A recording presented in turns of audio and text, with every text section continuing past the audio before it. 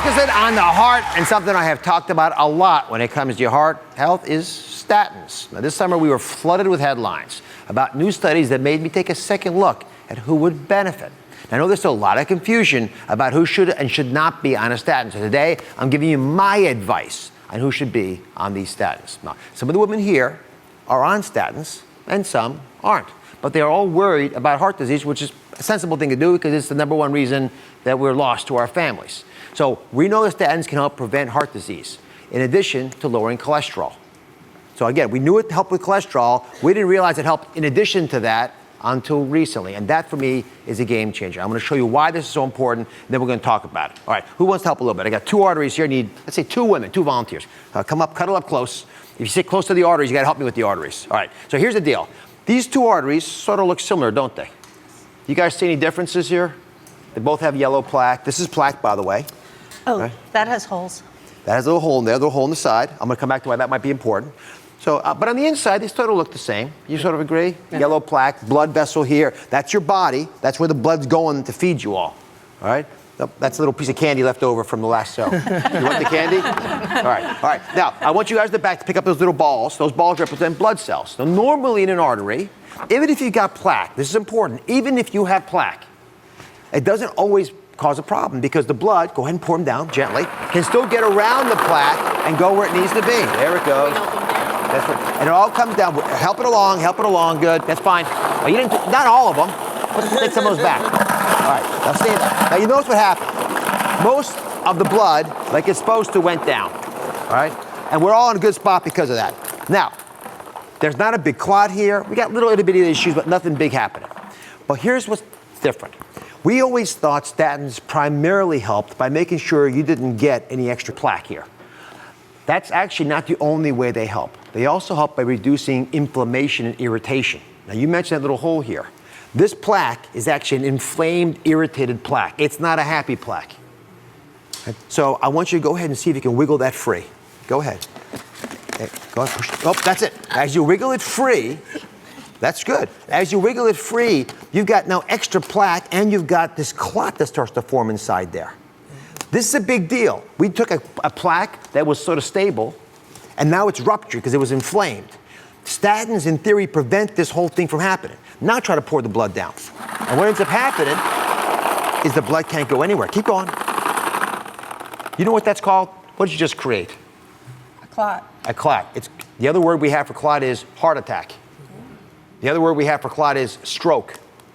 That's what this is. This blood, nothing went down there. Nope. Right? And this is the problem. Again, I'm going to say this. It's not so much the plaque. It's the rupturing of the plaque, the irritation. It's this stuff. And if we can stop that rupture from happening, which it turns out statins can help us do, it changes who ought to be on them. Again, game changer. You all clear on this? Yes. Now, this is a plaque that theoretically is with someone who is on a statin. So this artery was with someone who had a statin. So go ahead and wiggle that free, the same way this young lady did. Go ahead, pull it off. Come on, put your back into it. It's not going anywhere. It's stable. So the blood can keep getting past it because it hasn't ruptured. All right, now have a seat. Let's talk about this. This is the time to pay real close attention. Stop what you're doing, because I'm going to talk about something that's really important for us all to get right. Now, what I recommended before is if your doctor suggested a statin, if they told you to go on a statin, I used to say, hold off for a second. Let's not rush the issues here. Let's try lifestyle for 3 months. Give it a shot.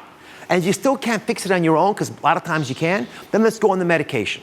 But with all the new data that came out, all the new evidence, I'm changing my mind. I think that if your doctor recommends you go on a statin, that you make the lifestyle changes, but you also go on the statin at the same time. And give yourself the trial, because you can still make yourself well enough that you may not need to stay on it, but you got to go on it in the beginning to make sure you don't take any risks of this happening. So here's the question then. When will your doctor determine if you need to be on a statin? Any of you know the answer to that question? Sort of, maybe. What are you going to say it's cost? High cholesterol. When cholesterol is high. High. Yeah. So we always thought it was high cholesterol. But what I just shared with you, cholesterol causes the plaque, but it doesn't make it rupture. Oh. So it's not just the cholesterol. That's why what I'm about to say to you is some of the most important words I've said on this show. These are the guidelines that we believe everyone ought to be following. This is what doctors are going to be telling you. They're going to say, first of all, if you've had a heart attack or have heart disease, already have evidence of a problem, you ought to be on a statin. They're also going to say if your lousy LDL cholesterol is above 190, that's a big number. That's so much cholesterol that you're going to end up with both these problems. But here's the last category. If you have another risk factor, for example, you've got diabetes and you have an LDL, lousy cholesterol, even 70, they're going to put you on a statin pill. Now, you women all know your numbers, right? So if you're in any of those three categories over there, any of those three categories, I want you to please stand up. Be proud. All right. Now, are any of you surprised that you're standing now? Not surprised? Okay. Are you on a statin, ma'am? You're not on a statin. What's your name? Linda. Linda. Mm-hmm. So why are you not surprised? If you just stood up to tell me that you probably ought to be on a statin, but you're not on one? No, because my ACL numbers are going up higher. And my doctor said if it goes up to 7.0, I will be on something. Yeah. So you're sort of a diabetic? I am a diabetic, yes. So with those numbers, then you have to be on a statin. So you have to be on two pills then, a diabetes pill and a statin pill. Yeah, we'll talk about that, yeah. We'll talk about that. Mm-hmm. Can we talk about it now? Yes. Is that a little frustrating for you, having to know you might have to go on some pills? Yes, it is. I'm trying to stop it before I have to go on anything, yeah. This is a really important conversation because a lot of folks have a wake-up call when they're told they have to go on a pill. And our first reaction, mine as well, is, geez, do I have to really do that? And part of today's show is to understand how we can actually use that news as motivation to move forward. Not to sort of passively watch it and say, oh, you know, I'm really in trouble, I got to go on all these pills, but rather say, what can I do to fix myself up now that I know that I was actually at risk? So if you're not, by the way, if you're not standing, it doesn't mean you're out of the woods either.